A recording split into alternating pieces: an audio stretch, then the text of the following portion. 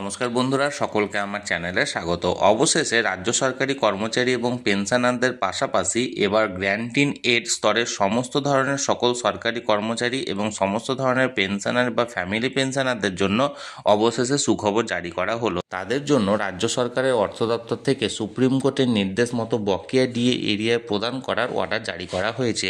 কি অর্ডার জারি করেছে রাজ্যের অর্থ দপ্তর, অর্ডারে কি বলা হয়েছে এবং কোন পদ্ধতিতে সমস্ত গ্র্যান্ট ইন এড স্তরের কর্মচারী এবং পেনশনারেরা তাদের বকেয়া ডিএ এরিয়ার পাবেন, সকল কিছু আজকের ভিডিওতে বিস্তারিতভাবে আলোচনা করব। ভিডিওটি অত্যন্ত গুরুত্বপূর্ণ, তাই প্রথম থেকে শেষ পর্যন্ত অবশ্যই ধৈর্য সহকারে দেখবেন এবং ভালো লেগে থাকলে অবশ্যই একটি লাইক করবেন এবং সকলের সঙ্গে শেয়ার করবেন। আর সেই সাথে এই চ্যানেলে যদি প্রথমবার হয়ে থাকেন এই রকমের ইনফরমেটিভ ভিডিও আরও দেখার জন্য, যারা এখনও পর্যন্ত চ্যানেলটিকে সাবস্ক্রাইব করেননি তারা অবশ্যই চ্যানেলটিকে সাবস্ক্রাইব করে নিতে ভুলবেন না।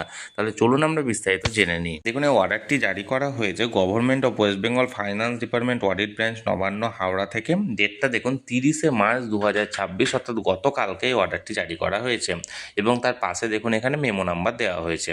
এখানে এই অর্ডারে মানে এখানে ডিফারেন্ট সংস্থাকে, অর্থাৎ 7টা ভিন্ন ভিন্ন সংস্থাকে ইনফর্ম করা হয়েছে। দেখুন কোন কোন সংস্থা। Number 1, the additional chief secretary higher education department, অর্থাৎ উচ্চ শিক্ষা ডিপার্টমেন্ট এর অ্যাডিশনাল চিফ সেক্রেটারিকে। তারপর 2 নম্বরে দেখুন additional chief secretary school education department, school education ডিপার্টমেন্টের অ্যাডিশনাল চিফ সেক্রেটারি। তারপরে additional chief secretary mass education extension and library service ডিপার্টমেন্টের। 4 নম্বরে দেখুন the principal secretary urban development and municipal affairs, যে ডিপার্টমেন্ট আছে আমরা মিউনিসিপ্যালিটির তরফ থেকে সেগুলোকে। 5 নম্বরে দেখুন the principal secretary minority affairs and madrasa education department. 6 নম্বরে দ্য সেক্রেটারি ট্রান্সপোর্ট ডিপার্টমেন্ট এবং 7 নম্বরে the secretary panchayat and rural development department. অর্থাৎ এই 7টা যে ভিন্ন ভিন্ন সংস্থা আছে, অর্থাৎ গ্র্যান্ট ইন এড সংস্থা আছে, সেই সংস্থার যে চিফ সেক্রেটারি বা প্রিন্সিপাল সেক্রেটারি অর্থাৎ প্রধানকে এখানে কিন্তু ডাকা হয়েছে। এবার কী বলা হয়েছে বিষয়বস্তুটা দেখুন। Sir, Mahashoy, in connection with release of area of dearness allowance or dearness relief to the employees or pensioner of granting aid institution for the period from April 2008 to December 2019, it was requested via memo number 998 date 12/3/2026 for compilation of details of such employees, including the details of dearness allowance and dearness relief actually granted to them in each month। অর্থাৎ এটা কোন কানেকশানের জন্য করা হয়েছে, যে April 2008 থেকে December 2019 পর্যন্ত এই সমস্ত গ্র্যান্ট ইন এড সংস্থার যে সমস্ত কর্মচারী বা পেনশনার ছিলেন এবং তাদের যে বকেয়া ডিয়ারনেস অ্যালাউন্স, অর্থাৎ কর্মচারী যদি হয় তাদের ক্ষেত্রে ডিএ এবং ডিয়ারনেস রিলিফ যদি পেনশনার হয় তাদের ক্ষেত্রে ডিআর, অর্থাৎ ডিয়ারনেস রিলিফ, এই মর্মে তাদেরকে মানে এর আগে একটা 12ই মার্চ 2026 একটা অর্ডার জারি করা হয়েছিল, যেখানে বলা হয়েছিল তাদের বিবেচনাধীন রাখা হয়েছে এবং এই সমস্ত এই অর্ডারের পরিপ্রেক্ষিতে এই নেক্সট অর্ডারটি জারি করা হয়েছে, যেখানে দেখুন আগের অর্ডারের মেমো নাম্বারটা এখানে উল্লেখ করে দেওয়া হয়েছে এবং এই সমস্ত এমপ্লয়িদের তথ্য সংগ্রহের জন্য তাদেরকে ডাকা হচ্ছে যে তারা কত টাকা তারা এরিয়ার ডিএ বা ডিআর পেয়েছিলেন প্রত্যেক মাস অনুযায়ী। দেখুন, I am directed to inform that to review the progress of such compilation and for a discussion on other associated issue, a meeting will be held on 1st April 2026 at 4 p.m. in the conference hall of Finance Department in room number 1202।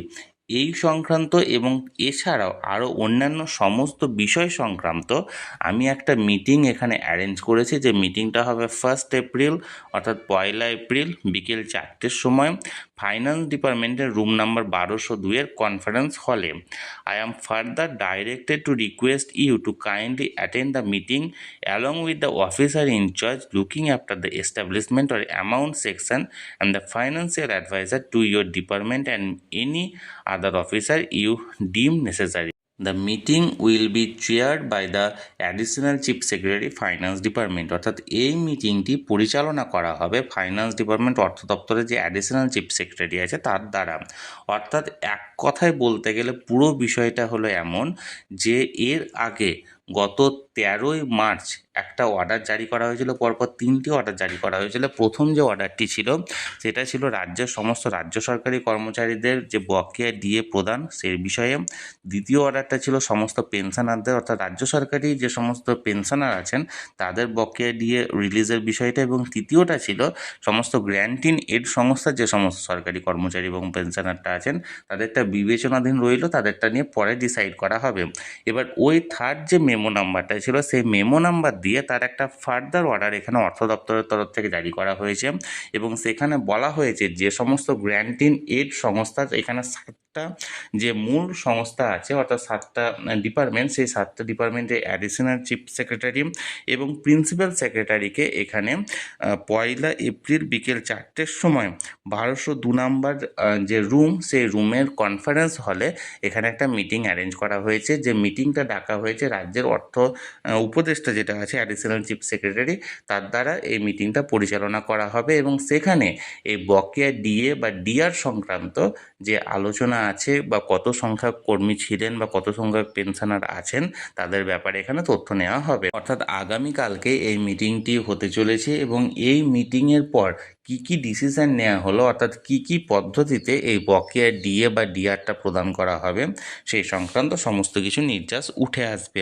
আমি সবসময় চোখ রেখেছি যে কোনো update, যে কোনো খবর আসা মাত্র তৎক্ষণাৎ সেটা আপনাদের সঙ্গে শেয়ার করে দেবো।